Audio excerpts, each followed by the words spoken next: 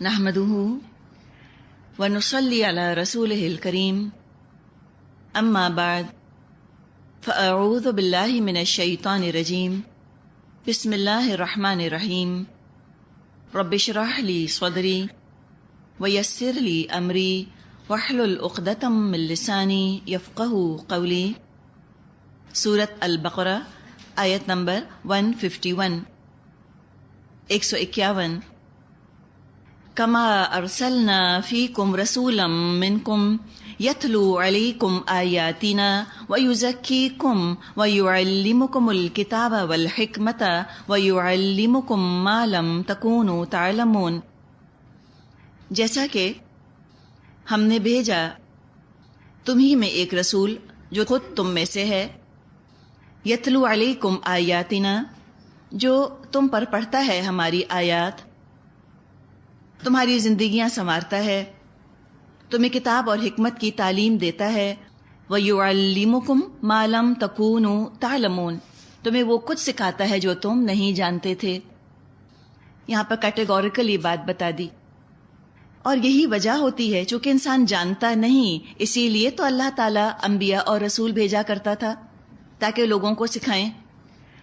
کیا سکھاتے تھے رسول؟ کوئی بتائے گا آپ میں سے؟ یعلمکم ما لم تکونوا تعلمون، کہ وہ سکھاتے ہیں تمہیں جو تم نہیں جانتے تھے۔ کیا تم کو فزکس سکھاتے ہیں، یا تم کو بایولوجی سکھاتے ہیں، یا میڈیسن؟ کیا سکھاتے ہیں رسول؟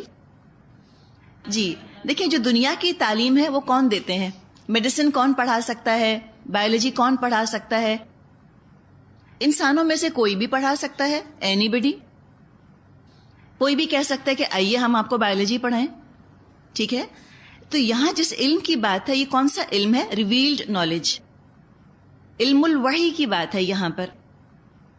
علم الوحی کا تعلق نیکی کے طریقے سے ہے۔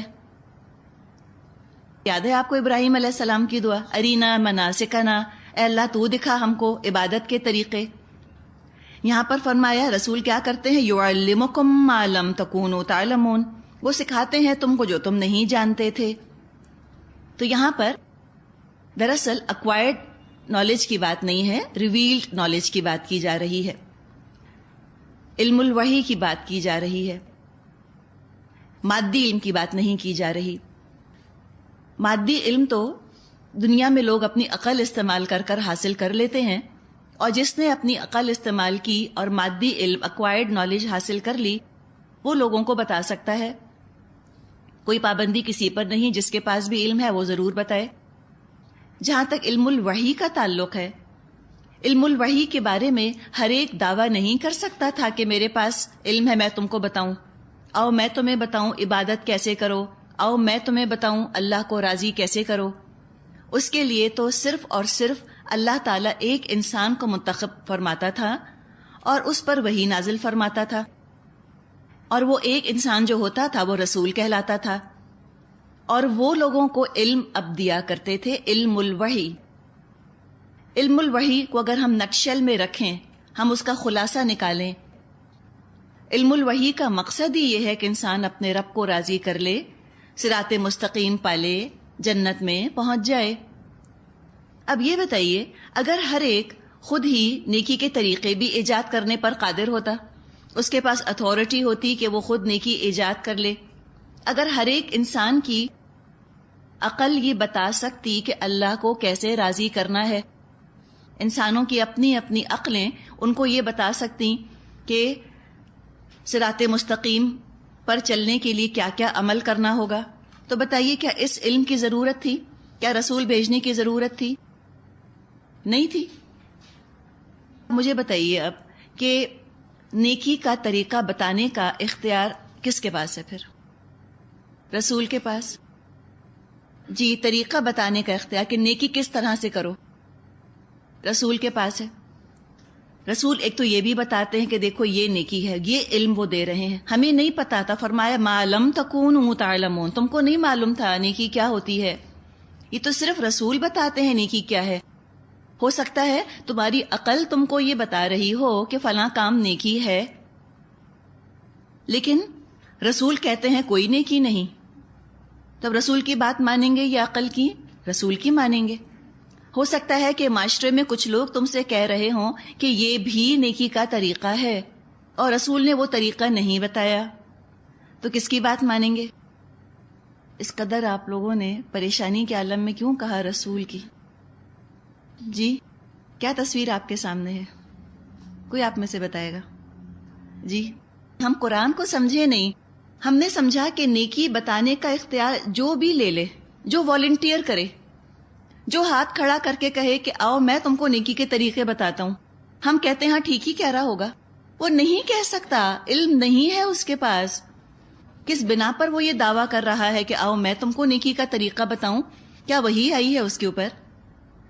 وہی تو آ نہیں سکتی عام انسانوں پر، وہی تو صرف رسولوں پر آتی تھی۔ اچھا تو جو نیکی کا طریقہ وہ شخص بتا رہا ہے اس کو دیکھ لیں، کیا رسول نے بتایا یہ طریقہ؟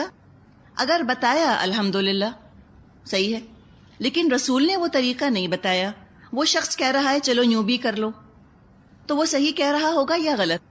غلط کہہ رہا ہے، اس کے پاس اتھارٹی نہیں ہے، وہ ضرورت سے زیادہ ذمہ داری، ضرورت سے زیادہ اختیار اپنے لیے لے رہا ہے، اس کے پاس یہ اختیار ہے ہی نہیں، اتھارٹی ہے ہی نہیں اس کے پاس کہ وہ آپ کو یہ بتائے۔ جیسے مثال کے طور پہ آپ اسکول جاتی ہیں اپنے بچے کے ایڈمیشن کے لیے، وہاں کوئی چپڑاسی، کوئی چوکیدار کہتا ہے آؤ میں تمہیں داخلہ دلا دوں، دلا سکتا ہے کیا؟ وہ کبھی بھی نہیں دلا سکتا۔ ایک خاص طریقہ ہوتا ہے جو کہ پرنسپل آپ کو بتائیں گی، یا جو ایڈمنسٹریشن میں لوگ ہیں وہ آپ کو بتائیں گے کہ داخلہ لینے کا کیا طریقہ ہے۔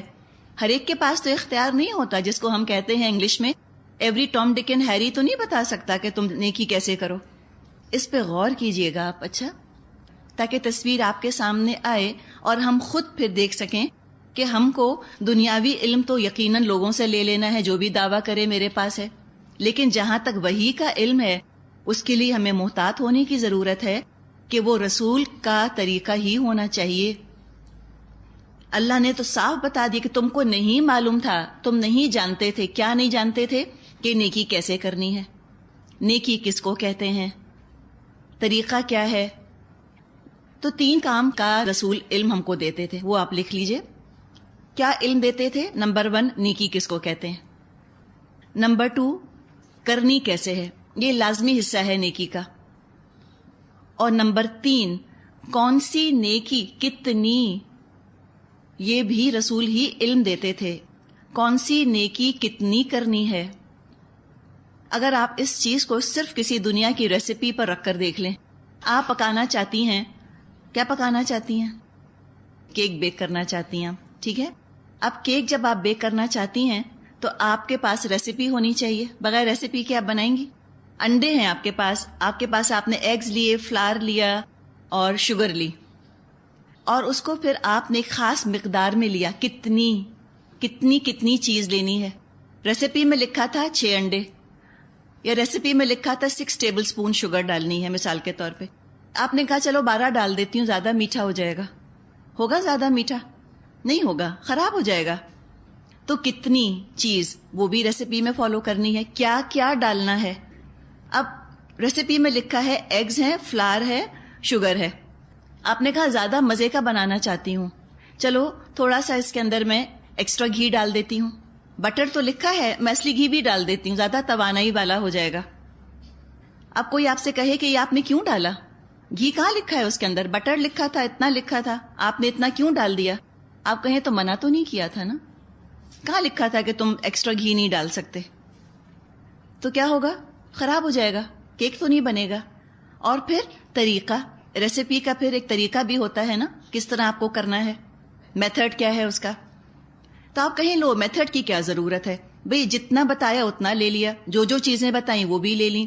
اب ایسا کرتی ہوں، انڈے الگ رکھ دیتی ہوں اوون میں، اور فلاور الگ رکھ دیتی ہوں، اور چینی الگ رکھ دیتی ہوں، کیک بنے گا آپ کا، آملیٹ بن جائے گا، کوئی شیرہ بن جائے گا، کوئی آپ کا کرنچ بن جائے گا، کیک تو نہیں بنے گا۔ تو اتنی معمولی سی چیز کے لیے جب ہم کو یہ 3 چیزیں درکار ہوتی ہیں، تو نیکی جیسی چیز، اس کے بارے میں ہم اس قدر ریلیکس ہو جائیں کہ جس نے جو بتا دیا وہ نیکی کی ریسیپی میں شامل کر لیا، جس نے جو تعداد گھٹا دی بڑھا دی ہم نے وہ نیکی کی ریسیپی کے اندر شامل کر لی۔ تو یہ تعلمون، یوں سمجھیں کہ نیکی کی ریسیپی صرف رسول بتاتے ہیں، اور کسی کے پاس یہ ریسیپی نہیں ہے۔ جو آپ کو نیکی کا نسخہ بتائے، نیکی کی ریسیپی بتائے، آپ اس کو پہلے رسول کے طریقے پر لا کر ویریفائی کر لیجئے کہ رسول نے یہ طریقہ بتایا کہ نہیں. اگر ہے تو ٹھیک ہے، اس لیے کہ مقصد ہی یہ بتایا. بڑی اہم ہے یہ آیت. اور جو باقی یہاں پر باتیں فرمائی گئی ہیں وہ ہم پہلے بھی پڑھ چکے ہیں. وہی کام ہے جو ابراہیم علیہ السلام نے دعا مانگی تھی، وہی کام کرنے کے لیے نبی اکرم صلی اللہ علیہ وسلم تشریف لائے. انہی 4 کاموں کی دعا ابراہیم علیہ السلام نے مانگی تھی. وہاں آرڈر، ترتیب تھوڑی سی مختلف تھی. وہاں تھا تلاوت اور تعلیم کتاب اور حکمت، آخر میں تزکیہ. یہاں تلاوت اور اس کے ساتھ پہلے تزکیہ اور بعد میں تعلیم کا ذکر آ رہا ہے. تو بات وہ بھی ٹھیک ہے جو ابراہیم علیہ السلام نے مانگی. بات یہ بھی بہتر ہے جو کہ اللہ تعالیٰ نے یہاں پر بیان فرمائی. تلاوت کے ساتھ پہلے تزکیہ ہو جانا چاہیے.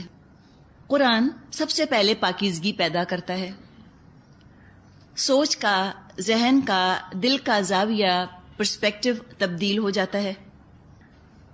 گندگی واقعی بری لگنے لگتی ہے، پاکیزگی واقعی اچھی لگنے لگتی ہے. گناہ چاہے کتنا بھی خوبصورت نام لیے ہوئے ہو، اس کو پہچان لیتے ہیں کہ یہ گناہ ہے. تو تزکیہ کیا ہے؟ دراصل اندر سے ارج پیدا ہونا، اندر سے خواہش پیدا ہونا کہ میں خود نیکی کرنا چاہتا ہوں، میں گناہ سے بچنا چاہتا ہوں. یہ طلب، یہ ذہن میں جب یہ طلب پیدا ہو جائے، یہ دراصل سوچ کا تزکیہ ہے جو کہ ہو رہا ہے. اور اس کے بعد ریکگنیشن، پہچان ہو جائے کہ یہ گناہ ہے. گناہ کتنا بھی خوبصورت نام لیے ہوئے آئے، پہچان لیا جائے. کوئی گناہ کو ڈسگائز نہ کر سکے، دھوکہ نہ دے سکے. اور پھر اس گناہ سے ریولژن، کراہیت، جیسے گندگی سے کراہیت آتی ہے، ایسے گناہ سے کراہیت آنے لگے.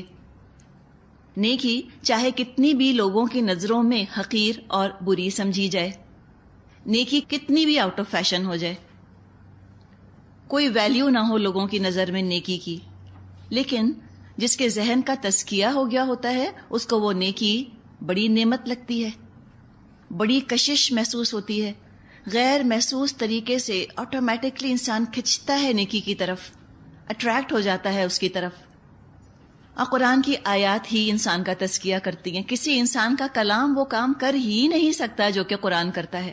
اتنا حسین ہمارے رب کا کلام ہے. اللہ پاک ہے نا، پاک اس کا کلام ہے، پاک اس کا رسول، اور جو بھی کلام اور رسول کو فالو کر لے وہ بھی پاک ہی ہو جاتا ہے.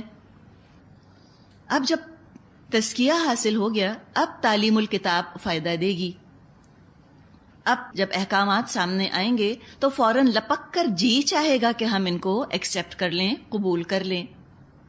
دل چاہے گا کہ کوئی ایسا نظام بن جائے، کچھ ایسے لاز بن جائیں، کوئی ایسا قانون بن جائے کہ جس میں ہمارے لیے نیکیاں کرنا آسان ہو جائے اور گناہ کرنا ناممکن ہو جائے، مشکل ہو جائے. نیکی قابل عزت ہو جائے اور گناہ بے عزتی کی دلیل بن جائے.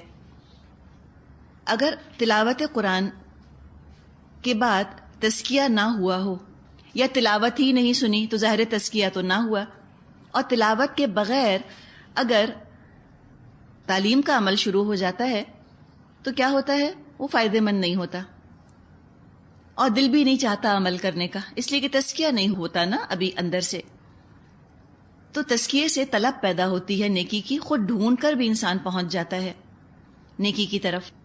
تو جو یہاں پر آرڈر آیا ہے یتلو علیکم آیاتنا ویزکیکم ویعلمکم الکتاب والحکمہ، یہی آرڈر انشاءاللہ آگے 2 مقامات پہ اور ہم پڑھیں گے، سورت آل عمران اور سورت جمعہ میں بھی یہی آیات آئیں گی معمولی سے فرق سے. آیت 152 فَاذْكُرُونِي أَذْكُرْكُمْ وَاشْكُرُوا لِي وَلَا تَكْفُرُونِي، لہٰذا تو مجھے یاد رکھو، میں تمہیں یاد رکھوں گا اور میرا شکر ادا کرو، کفران نعمت نہ کرو. اس فا کو دیکھیے، پس تو مجھے یاد رکھو، میں تمہیں یاد رکھوں گا. اس تو کو اگر آپ جوڑتی ہیں اوپر والی آیت سے تو پتہ یہ چلا کہ جو یہ کام کر رہا ہے جو اوپر بتائے گئے ہیں، تبھی اس نے اللہ کو یاد کرنے کا حق ادا کر دیا. ہم ذکر کا بہت ذکر سنتے ہیں کہ ذکر کرو ذکر کرو. تو ذکر کیا ہے؟ یہ 4 کام جو بتائے گئے. فَاذْكُرُونِی، تو بس تم مجھے یاد کرو. تو یہ فا کو جوڑا گیا اوپر والی آیت سے. فا کو جوڑتے ہیں نا، ہم کہتے ہیں نا فا عطف ہے، جوڑ رہا ہے. تو اس ذکر کو جوڑ رہا ہے اوپر والے 4 کاموں سے. ہم نے ذکر کا ایک اور معیار بنا لیا. ہم نے ذکر کا بتائیے کیا معیار بنایا؟ جو لوگوں نے کہہ دیا کہ ذکر اللہ کی یہ محفل ہے اس طرح سے کہ ہم سب مل کر بیٹھ جاتے ہیں، شمع گل کر دیتے ہیں، ہم زور زور سے اللہ اللہ کرتے ہیں، یہ ذکر ہو گیا. نبی اکرم صلی اللہ علیہ وسلم نے اگر یہ کام کیا تب تو یہ ذکر ہے. اور نبی اکرم صلی اللہ علیہ وسلم نے اگر یہ طریقہ اختیار نہیں کیا تو یہ کہیں سے ذکر نہیں، کہیں سے باعث اجر نہیں. تو فرمایا فَاذْكُرُونِی، تو مجھے یاد کرو، میں تمہیں یاد کروں گا اور تم میرا شکر ادا کرو. کس بات کا ہم اللہ کا شکر ادا کریں؟ کہ اللہ نے ہمیں طریقہ بتا دیا رسول بھیج کر. ہم شکر ادا کریں اللہ کا اس بات پہ کہ اللہ تو نے ایک رسول بھیجا جس نے کہ ہم کو طریقے بتائے، نیکی کا معیار بتایا، کون سی نیکی کتنی کرنی ہے یہ بتایا، ہمیں نیکی کی پہچان کروائی. نیکی کی پہچان کوئی نہیں کرا سکتا، کوئی نہیں بتا سکتا کیا نیکی ہے. گناہ کوئی نہیں بتا سکتا گناہ کیا چیز ہے، صرف رسول بتاتے ہیں. رسول اللہ کی مرضی ہمیں بتاتے ہیں. ثواب وہ کام جس سے اللہ راضی ہو، گناہ وہ کام جس سے اللہ ناراض ہو. اور یہ تو اللہ خود ہی بتاتا ہے کون سے کام مجھے اچھے لگتے ہیں اور کون سے کام مجھے برے لگتے ہیں. کوئی شخص لا علمی میں یہ بات کر رہا ہے، اپنی مرضی سے اس نے کہہ دیا فلاں کام ثواب ہے، تو اس نے بڑا دعویٰ کیا. اس نے کہا کہ میں تمہیں بتا رہا ہوں اللہ اس کام سے راضی ہے. اللہ نے اس کو نہیں کہا تھا کہ میں اس کام سے راضی ہوں. اس نے خود ہی فرض کر لیا، سپوز کر لیا خود ہی اس نے. تو یہ سپوزیشنز اور یہ سپوز کر لینا، یہ فرض کر لینا، اس کو ظن کہا گیا ہے، گمان. اور جو رسول بات بتاتے ہیں اس کو حق کہا گیا ہے. جو لوگ سپوز کرتے ہیں وہ ہوا ہے، ان کی خواہشات.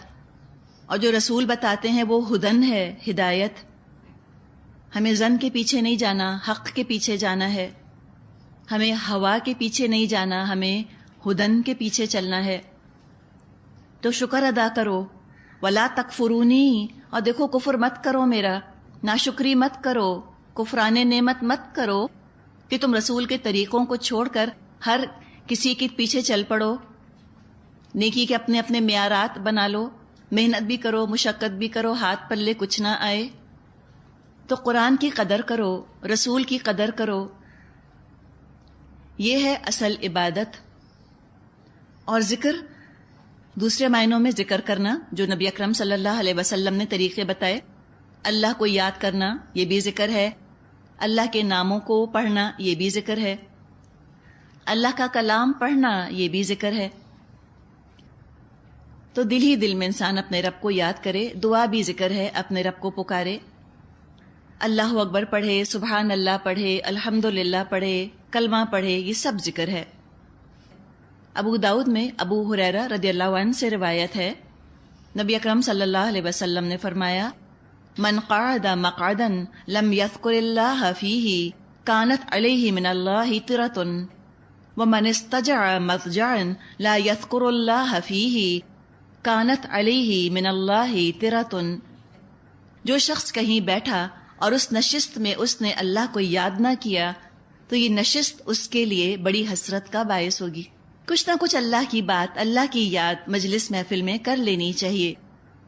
فرمایا اسی طرح جو شخص کہیں لیٹا اور اس میں اس نے اللہ کو یاد نہ کیا تو یہ لیٹنا اس کے لیے بڑی حسرت کا باعث ہوگا. نبی اکرم صلی اللہ علیہ وسلم نے اسی لیے ہم کو ہر موقع کی دعا بتا دی ہے.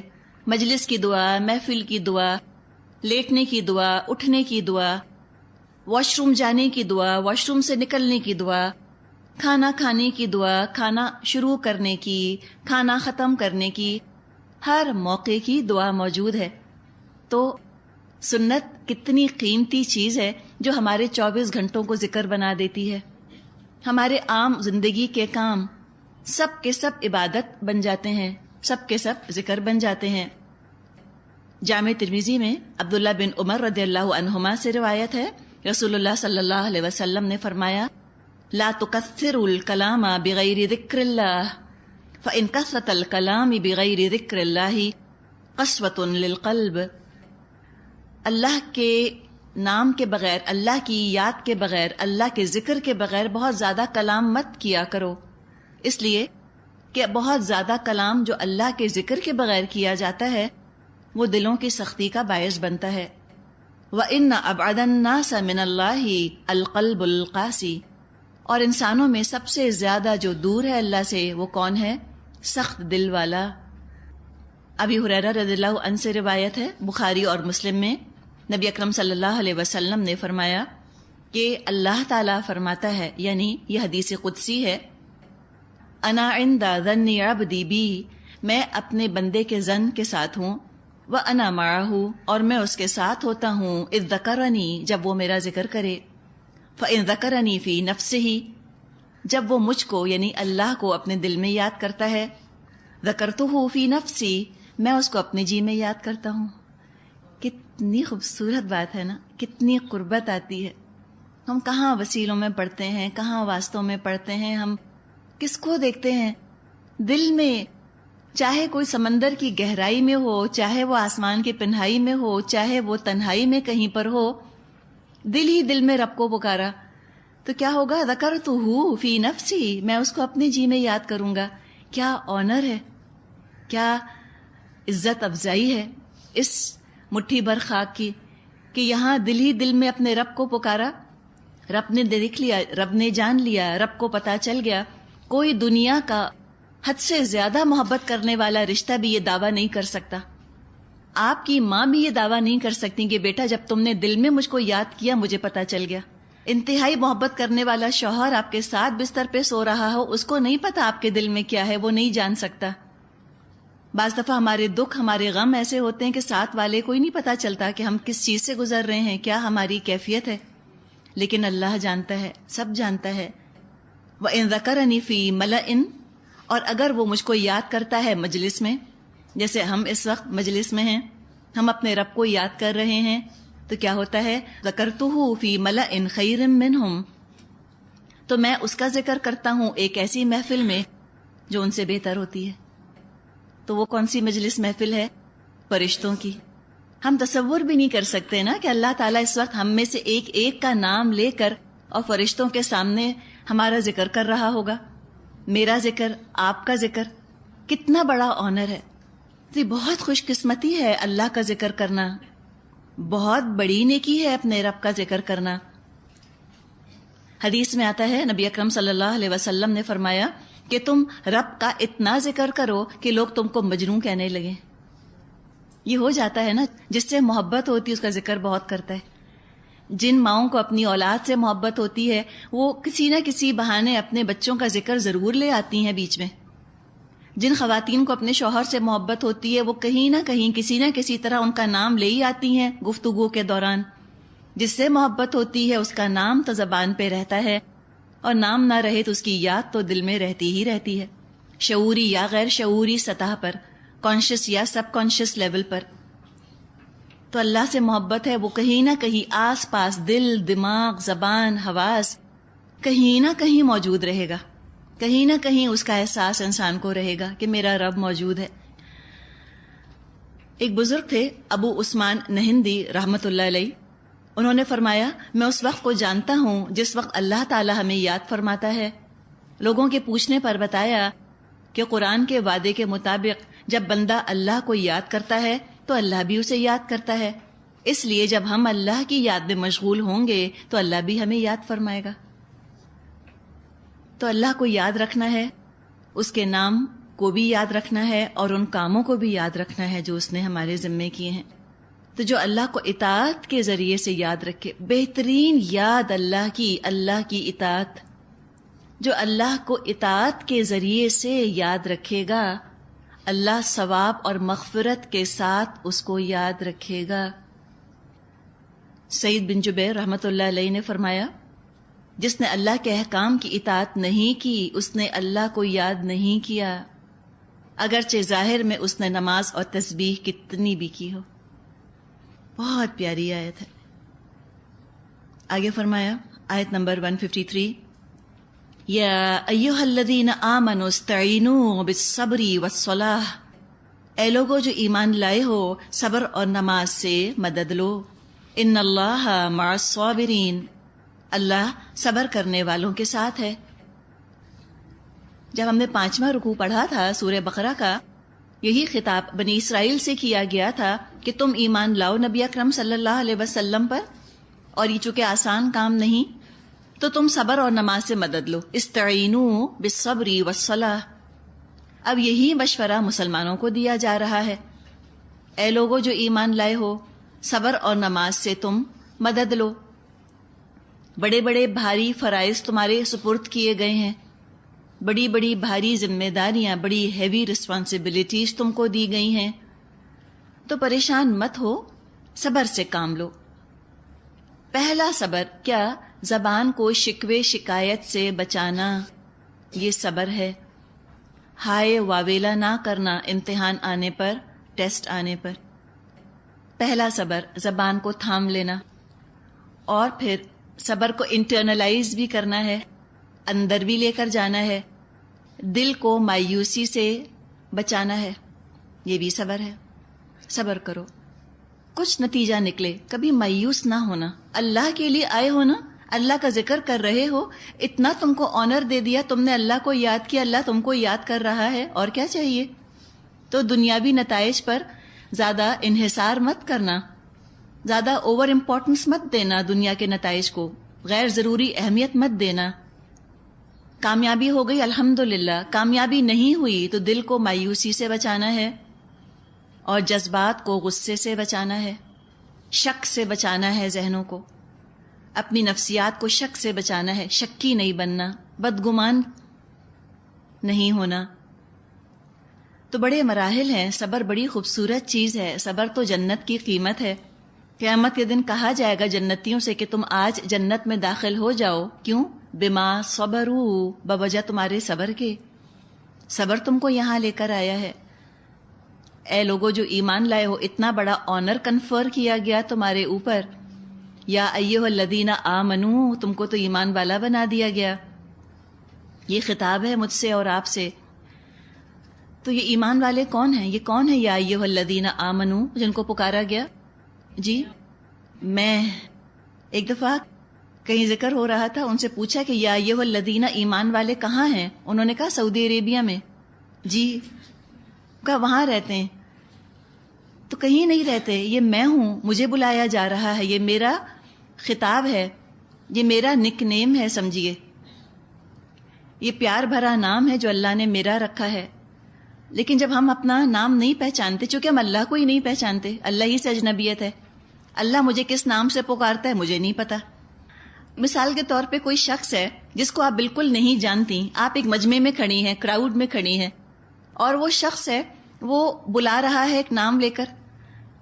تو آپ تو پیچھے مڑ کر دیکھیں گی نا کہ پتہ نہیں کس کو بلا رہا ہے. آپ چاروں طرف دیکھیں گی کس کو بلا رہا ہے. اسی طرح جب یا ایھا الذین آمنو اللہ فرماتا ہے، چونکہ ہم اللہ کو نہیں پہچانتے، چونکہ اپنا نام ہم نہیں پہچانتے، تو ہم چاروں طرف دیکھتے ہیں، ہم کہتے ہیں یا ایھا الذین آمنو، یہ جماعت اسلامی والے، یہ تبلیغی جماعت والے، یہ جو سعودی عرب میں رہتے ہیں وہ، یہ داڑھیوں والے، یہ جو مسجدوں میں بیٹھے ہوتے ہیں نا، یہ برقعے والیاں، یہ درس والیاں، ان کو پکارا جا رہا ہے. میں ہوں می، ہم کہتے ہیں می، میرا تو کوئی تعلق نہیں سے، میں کہاں ہوں ایمان والی، مجھے کہاں سے پکارا؟ تو نہیں ہیں، ہم ہیں، مجھے ہی پکارا گیا. اپنا نام پہچانے. تو جب اللہ تعالیٰ یہ فرمائی یا ایھا الذین آمنو، تو ہمیں تو کہنا ہے لبیک اللہ، میں حاضر ہوں. مجھ سے کیا فرمایا، میں آ گئی. نہ دائیں دیکھنا ہے نہ بائیں دیکھنا ہے، اپنے اپنے آپ کو دیکھنا ہے. تو ہم سے کہا گیا، مجھ سے کہا گیا، پہلے ہی قدم پر اشارہ کر دیا کہ جس راستے پر اب تم نے قدم رکھا ہے یہ کوئی پھولوں کی سیج نہیں ہے، کوئی اسٹینڈنگ اوویشنز نہیں ملیں گے، کوئی ریڈ کارپٹ ٹریٹمنٹ نہیں ہوگا. تو صبر کرنا. استعینوا، تو مدد حاصل کرو، صبر اور الصلاۃ. استعینوا بالصبر والصلاۃ، صبر اور نماز سے مدد حاصل کرو. تو پتہ چلا کہ صبر اور نماز by in and itself نہیں ہے، بلکہ کیا ہے، یہ اپنی ذات سے کوئی مقصد نہیں ہے. صبر کریں تو کس وجہ سے، نماز پڑھیں تو کیوں، تو کہا مدد حاصل کرو، کسی کام کے لیے مدد حاصل کرو. اب وہ کام کیا ہے؟ آپ میں سے کوئی ایک مجھے بتائے کس کام کے لیے کہا جا رہا ہے. مثال کے طور پہ میں آپ کو یہ پینسل دیتی ہوں. ایک میں نے آپ کو یہ پینسل دے دی اور پھر میں نے کچھ نہیں کہا، آپ نے پینسل لی اور رکھ لی. مقصد کیا ہوا؟ پینسل مل گئی.